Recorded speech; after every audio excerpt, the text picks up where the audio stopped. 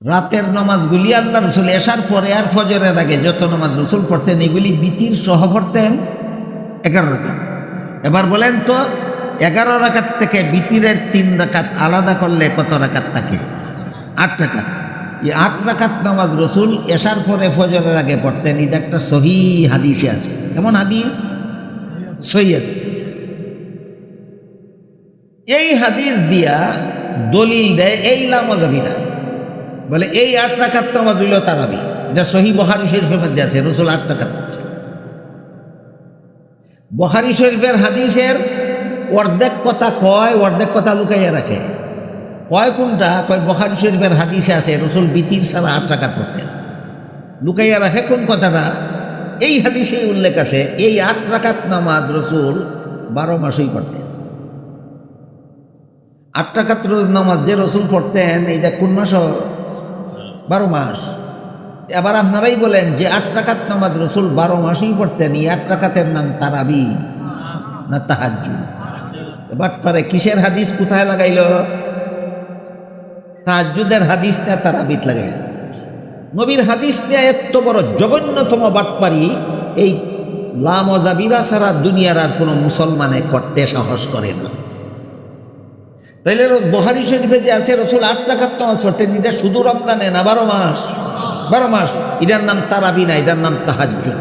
এটার নাম তাহাজ্জুদ। আরেক হাদিসে উল্লেখ আছে রাসূল করিম সাল্লাল্লাহু আলাইহি ওয়াসাল্লাম শুধু রমজানে পড়তেন বিতির সহ 23 রাকাত, বিতির সারা 20 রাকাত। বিতির সারা রসুল এই রাতের নামাজ 20 রাকাত পড়তেন। আরেক হাদিসে আছে এই 20 রাকাত 12 মাস পড়তেন না শুধু রমজানে? এবার কথা পরিষ্কার হইল। 12 মাস পড়তেন 8 রাকাত, এটার নাম তাহাজ্জুদ। রমজানে পড়তেন 20 রাকাত, এটার নাম তারাবিহ। তাহলে তাহাজ্জুদের হাদিস আলাদা, তারাবির হাদিস আলাদা। তাহাজ্জুদের রাকাত সংখ্যা আলাদা, তারাবির রাকাত সংখ্যা আলাদা। এই কথাগুলি যারা নিয়মিত মাদ্রাসায় লেখাপড়া করে না, উস্তাদের কাছে কোরআন হাদিস শিখে না, এরা উল্টা পাল্টা মন গড়া ব্যাখ্যা করে সমাজকে দ্বিধা সংকুচে ফেলে দলাদলি আর কুন্দল সৃষ্টি করে। এই কারণে বিষয়গুলি ক্লিয়ার হওয়া দরকার। যে হাদিসে আছে রসুল 8 রাকাত পড়তেন, এই হাদিসে উল্লেখ আছে এই 8 রাকাত 12 মাস পড়তেন, এটার নাম তারাবি না, এটার নাম তাহাজ্জুদ। আর যে হাদিসে উল্লেখ আছে রসুল করিম সাল্লাল্লাহু আলাইহি ওয়াসাল্লাম রাতের নামাজ 20 রাকাত পড়তেন, সেই হাদিসে উল্লেখ আছে এই 20 রাকাত 12 মাস পড়তেন না, শুধু রমজানে পড়তেন। এবার বলেন তারাবি আর তাহাজ্জুদ জগা কিছুরই পাকাবার সুযোগ আছে না? হাদিস পরিষ্কার, হাদিস পরিষ্কার। এই হাদিস সম্পর্কে সামান্য একটু আলোচনা আপনাদের সামনে তুলে ধরলাম। এবার মূল আলোচনার দিকে ফিরে যাই। নবীর সুন্নত এর 3টা অর্থ আছে। 1 নম্বর অর্থ নবীর হাদিস। এই হলো হাদিস সম্পর্কে অতি সংক্ষিপ্ত আলোচনা। নবীর সুন্নত কথার 2 নম্বর অর্থ হইল নবীর আমল। মনে আসেনি কথা? এই ব্যাপারে হাদিস শরীফে উল্লেখ আছে রাসূল করিম সাল্লাল্লাহু আলাইহি ওয়াসাল্লাম বলেন, ইন্নাল্লাহা ফারাদা সিয়ামা রমাদান আলাইকুম ওয়া সানানতু লাকুম কিয়ামাহু ফামান সামাহু ওয়া কামাহু ঈমানান ওয়া ইহতিসাবান খারাজা মিন যুনুবিহি কায়াউমিন ওয়ালাদাতহু উম্মুহু আও কামা ক্বালা আলাইহিস সালাতু ওয়াস সালাম। আল্লাহর রাসূল বলেন, রমজান মাসের দিনের বেলায় রোজা রাখার আমল আল্লাহ তোমাদের জন্য ফরজ করেছেন, আর রাতের বেলায় তারাবিহের নামাজ পড়ার আমল আমি রাসূল তোমাদের জন্য সুন্নত করেছি। এই হাদিসে আল্লাহ রসুলের আমলকে নবীর আমলকে নবীর সুন্নত বলে ব্যাখ্যা করেছেন। এখানে নবীর সুন্নত অর্থ নবীর আমল। আগের হাদিসে নবীর সুন্নত অর্থ নবীর হাদিস, এখনের হাদিসে নবীর সুন্নত অর্থ নবীর আমল। মনে আসেনি এই সুন্নত কথার অর্থ কটা?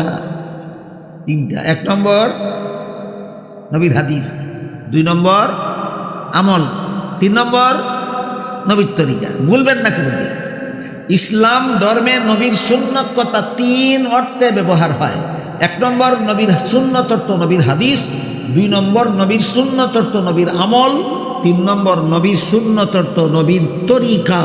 নবীর হাদিস, নবীর আমল, নবীর তরিকা, নবীর হাদিস, নবীর আমল, নবীর তরিকা। ভুলে যাবে কোনোদিন? তাহলে বলেন নবীর সুন্নত কথাটা ইসলাম ধর্মে কত অর্থে ব্যবহার হয়? 1 নম্বর নবীর হাদিস 2 নম্বর, নবীর আমল 3 নম্বর, নবীর তরিকা। নবীর হাদিস সম্পর্কে সামান্য আলোচনা হইল, এবার নবীর আমল সম্পর্কে শুনুন। নবীর আমল যে নবীর সুন্নত কয়, এটা আবার 2 প্রকার। একটার নাম সুন্নতে মুআক্কাদা আর একটার নাম সুন্নতে জায়েদা। যারা 5 বেলা নামাজ পড়েন তারা সহজে বুঝবেন, জোহরের 4 রাকাত ফরজ নামাজের আগেও 4 রাকাত সুন্নত নামাজ আছে, আসরের 4 রাকাত ফরজ নামাজের আগেও 4 রাকাত সুন্নত নামাজ আছে। দেখেন, জোহরেরটাও 4 রাকাত সুন্নত, আসরেরটাও 4 রাকাত সুন্নত।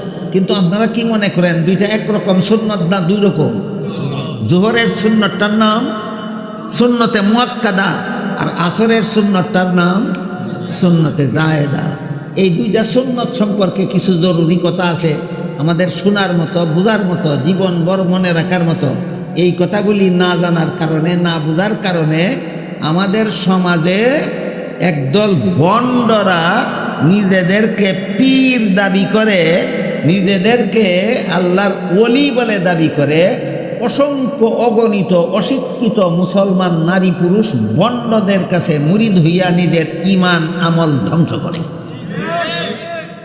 কাজেই যেই কথা না জানার কারণে ভণ্ডদেরকে পীর মানে পীরা মুরিদ হইয়া ঈমান আমল ধ্বংস করে, এই কথা না জানাই ভালো, না জানা দরকার।